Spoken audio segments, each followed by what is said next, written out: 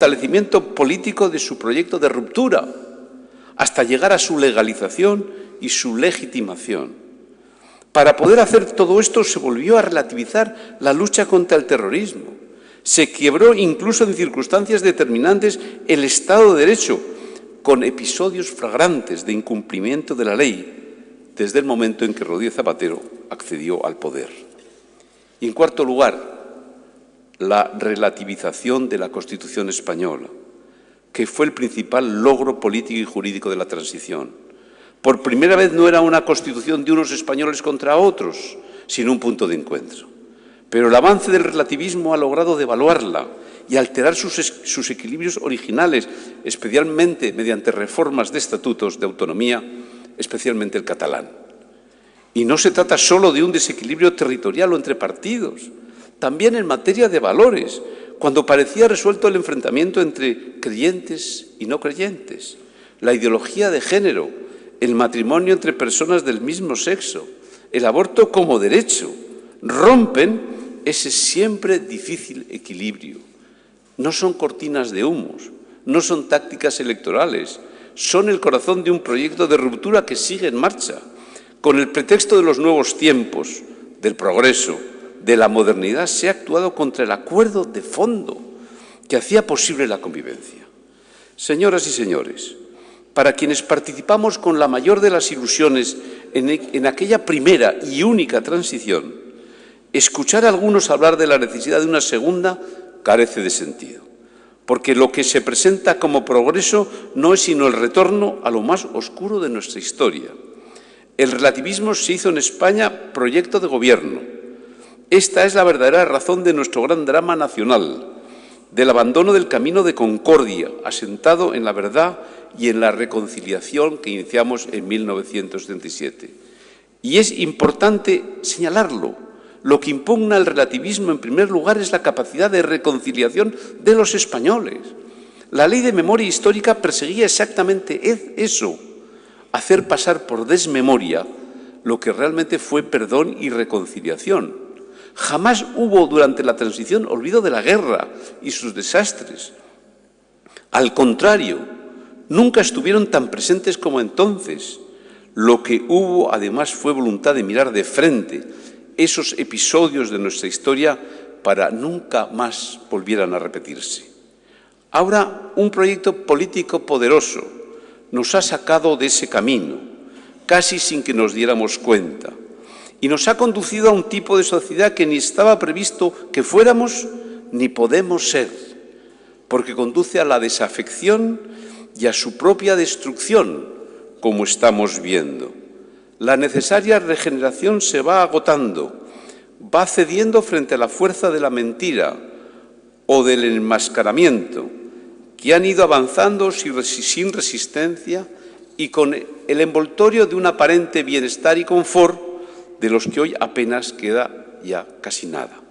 Se han erosionado los pilares de nuestra democracia. Rozamos la partitocracia. El peso del localismo en los partidos lleva a la extinción de la política nacional y a la ausencia de los mejores en la política. Por todo esto, de nuevo se impone ahora una pregunta. ¿Qué podemos hacer para volver a nuestro camino? ¿Cómo podemos hacer frente al reto relativista? Pues lo primero es aprender de la crisis, entenderla, aceptar la realidad y tener el coraje de la rectificación. La crisis lleva mucho tiempo entre nosotros porque es el resultado de un largo proceso en el que se modificaron muchas actitudes personales en la peor de las direcciones. Superarla no será cuestión de días. Si su origen está en la persona, su solución también está en la persona. La persona no ha sido un sujeto pasivo que ha padecido la crisis, ha sido protagonista de la misma. Tiene que ser también un elemento activo y decisivo en su aprendizaje primero y resolución después.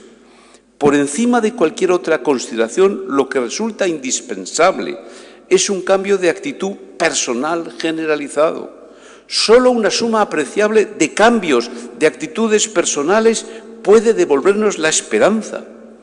Hay que empezar por uno mismo. La política debe favorecer las condiciones para ese camino, pero no puede llevarlo a cabo por sí misma. Las instituciones tienen que ayudar y ejemplificar, pero eso no basta. En esta tarea debemos depositar más confianza en la familia que en ninguna otra institución. En Milán, con motivo del 7º Encuentro Mundial de las Familias, el Papa Benedicto XVI afirmó: la familia es la única fuerza que verdaderamente puede transformar el mundo. Un mundo relativista, podemos añadir.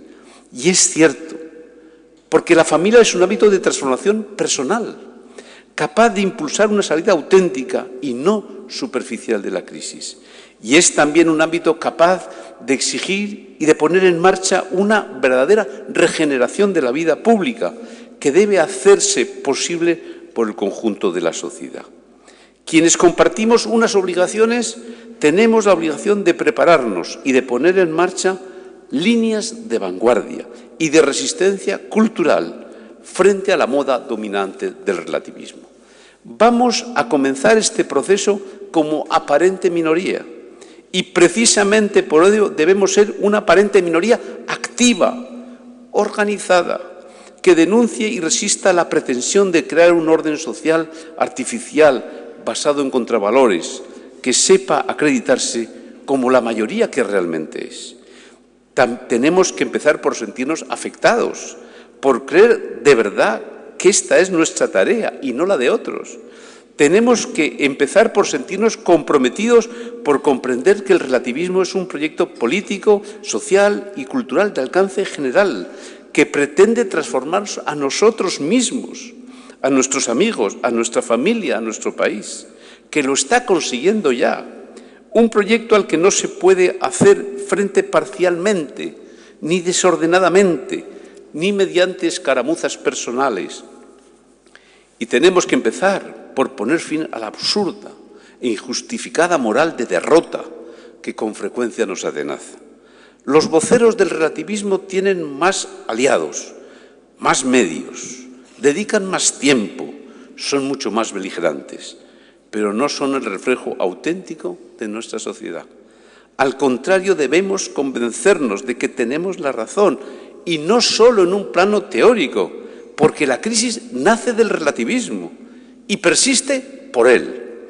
Y solo un ridículo complejo de superioridad moral de sus inductores, aceptado pasivamente por el resto, les permite una y otra vez eludir su responsabilidad en la crisis. Tenemos que despertar y ser capaces de articular una mayoría social efectiva. La crisis en Europa no se va a detener en los mercados financieros, ni en la prima de riesgo, ni en los intereses de la deuda. Hará aflorar lo mejor y lo peor de cada nación. Se manifestará con claridad en el eslabón más débil de cada una de ellas. En España, la crisis se está manifestando y seguirá haciéndolo en términos de crisis de nación, tal y como algunos venimos advirtiendo desde hace muchos años. Los movimientos de carácter nacionalista, cuando aceleran sus reivindicaciones, no se detienen, pues más que partidos, son movimientos. Pueden tomar sus pausas, cambian de vez en cuando las vanguardias, se relevan como si de una carrera de relevo se tratara, pero no se detienen, porque la inercia del movimiento se lo impide. En España no lo van a hacer, no se van a moderar, y mucho menos cuando enfrente de ellos una buena parte de quienes tenían la obligación de defender la idea de España han relativizado el concepto de nación, el significado profundo de la Constitución de 1978 y han asumido la conveniencia de una segunda transición. Los resultados electorales en el País Vasco y Cataluña impulsan los movimientos nacionalistas. En modo alguno son tranquilizadores para España, aunque lo más cómodo sea mirar hacia otro lado. Las cosas no ocurren por casualidad. No hemos llegado a esto por casualidad. Hay responsables y hay que tener muy claro que los hay, al menos para no volver a ponerse en sus manos. Si el relativismo es la negación de la verdad, la regeneración debe asentarse en la fortaleza de la verdad. Atreverse a decir la verdad, defender la verdad, sufrir por decir y defender la verdad debe ser la base moral de nuestro proyecto moral de regeneración. Es urgente un esfuerzo y un proyecto asentado en la verdad, capaz de combatir al mismo tiempo las mentiras de la historia impulsadas por los nacionalismos y las mentiras del presente protagonizadas por el relativismo. Nuestro drama nacional tuvo su origen simbólico en una frase que constituyó todo un desafío cultural. La libertad os hará verdaderos. Nuestra regeneración será posible si devolvemos su prestigio social a la convicción de que es la verdad la que nos hace libres.